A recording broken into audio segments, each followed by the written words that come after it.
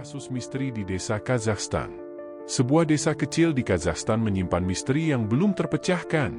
Bayangkan, suatu hari kamu sedang beraktivitas seperti biasa, lalu tiba-tiba, tanpa peringatan, kamu tertidur.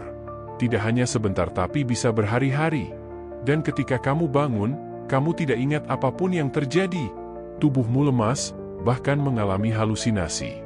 Inilah yang terjadi di Kalachi, desa yang dijuluki sebagai Sleep Hollow. Apa yang sebenarnya terjadi di Kalachi?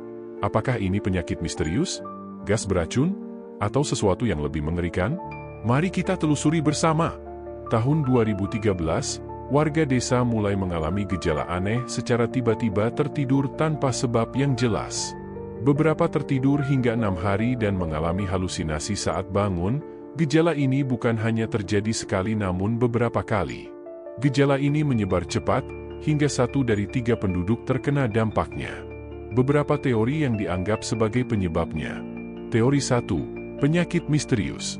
Awalnya, dokter menduga ini adalah virus atau kelainan saraf. Namun, tidak ditemukan bakteri atau virus yang berhubungan dengan kasus ini. Teori 2, gas beracun dari tambang uranium.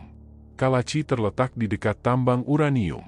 Pada zaman Uni Soviet yang sudah ditinggalkan, para ilmuwan menemukan kadar karbon monoksida dan hidrokarbon yang tinggi di udara desa.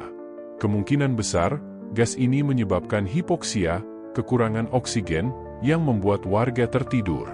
Teori 3, kutukan atau fenomena supranatural. Beberapa penduduk lokal percaya bahwa desa mereka dikutuk karena perbuatan di masa lalu. Ada legenda bahwa desa ini dibangun di atas tanah yang dikutuk pada zaman dahulu. Beberapa orang melaporkan mengalami mimpi aneh dan melihat sosok bayangan sebelum tertidur. Investigasi dan penyelesaian. Pemerintah Kazakhstan akhirnya menyelidiki kasus ini dan menemukan penyebab paling masuk akal adalah gas dari tambang uranium yang merembes ke desa.